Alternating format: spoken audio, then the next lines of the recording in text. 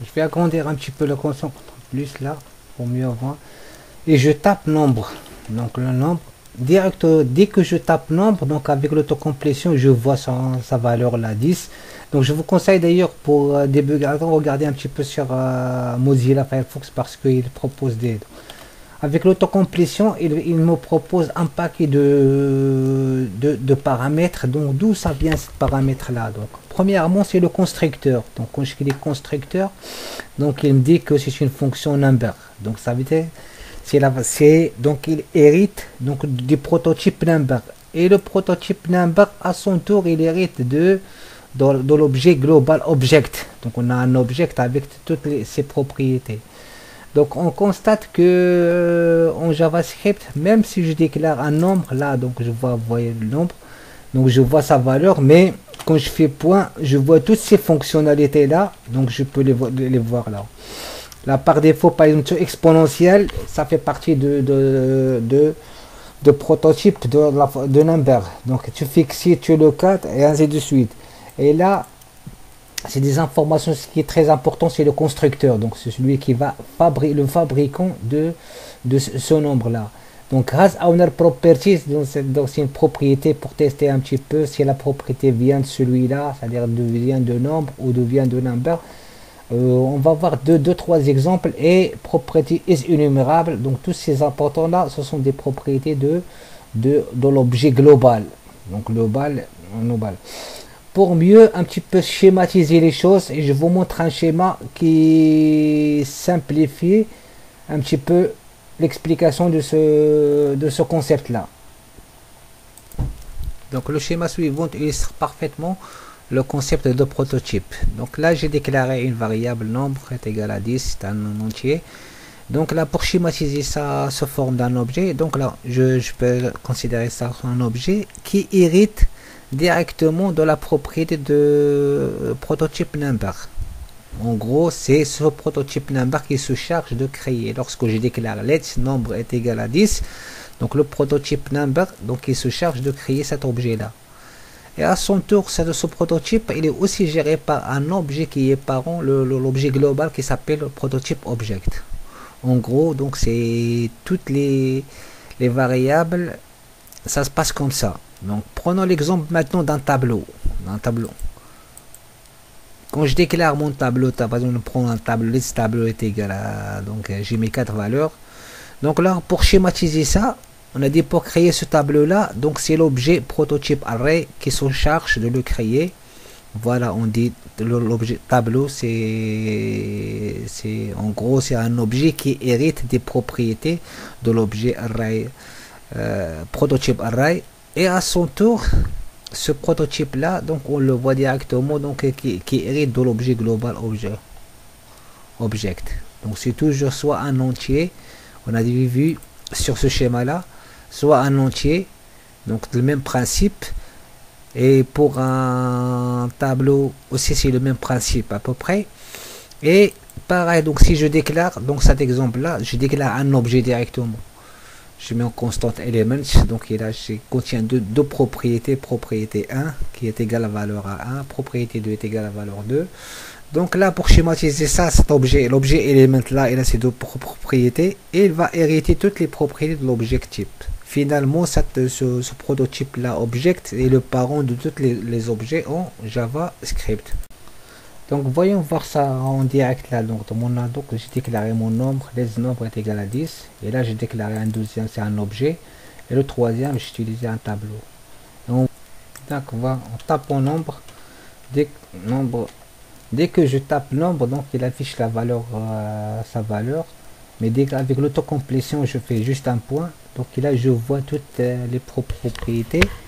Et parmi les propriétés, donc là, ce sont le constructeur. Donc quand je clique sur constructeur, directement il va me dire oui c'est le prototype number. Donc c'est le prototype number, ce qu'on a illustré dans le schéma. Donc c'est ce qui sont en charge de le faire. Donc et là, pour voir un petit peu son prototype directement, je fais point directement proto. Donc là son prototype, là il m'affiche number 0.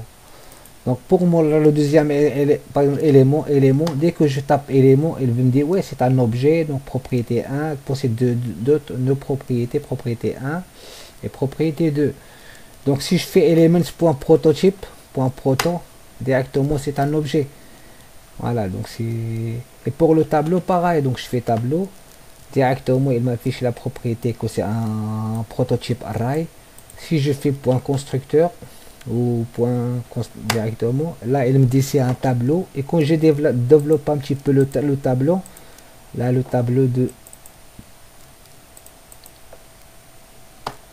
Voilà, la fonction array, que je développe cette fonction là, on va trouver un prototype là qui se forme dans de prototype là. Index à la fin, prototype object. Donc il a une propriété object. Malgré c'est un tableau, donc à l'intérieur, son prototype, le constructeur, c'est un objet. Donc voilà, on peut constater maintenant dans JavaScript, tout est considéré comme des objets. Et l'objet parent, c'est l'objet object. Donc dans tous les objets héritent de ce fameux objet. Là, on va découvrir cette fameuse object là. Quand je tape object, je fais point, donc il me propose là la fonction, donc create, donc il va créer. Si je fais element, donc là je vais, c'est comme je lui demande, crée-moi un objet sur le format de element. Donc là quand je regarde sur l'objet, je vais voir propriété, c'est un prototype, donc il a marqué propriété 1, la valeur 1, propriété 2 est égale. Si je fais object, donc c'est l'objet global. J'utilise la méthode create qui va créer un élément. Voilà. Si je fais tableau c'est un tableau de ce qu'on a défini. Donc là, qu'est-ce qu'on remarque? Donc que je développe là, c'est un prototype array, c'est un tableau. Donc finalement l'objet on a remarqué qu'il gère toutes les objets là. Donc on a utilisé la fonction create. Donc maintenant pour illustrer ça encore, donc je vais supprimer tout ça. Voilà. Je laisse juste éléments pour créer une autre variable en fond, en élément, par exemple sur ce prototype de élément là, je peux déclarer de cette manière. Je fais const, par exemple en fond est égal, donc je commence l'objet. Dès que je tape le mot objet, il me propose object point la fonction create, donc create, donc et je dis ce qu'il format, le format de quel objet, le format d'objet element que j'ai défini les deux propriétés. Donc là les deux propriétés là c'est, donc là si je tape directement en fond, voilà, il m'affiche que c'est un objet avec un prototype, donc propriété 1 qui est égal à la valeur 1, propriété 2 est égal à la valeur 2.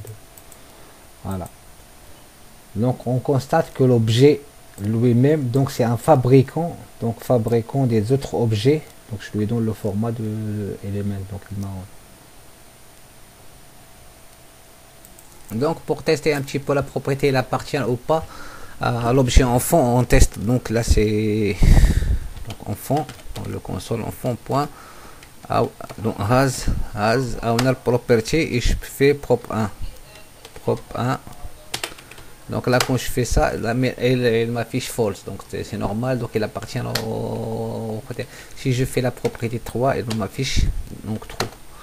Donc là avec cette fonction on peut tester directement est-ce que la propriété elle appartient vraiment à l'objet qu'on est en train d'étudier ou à leur père.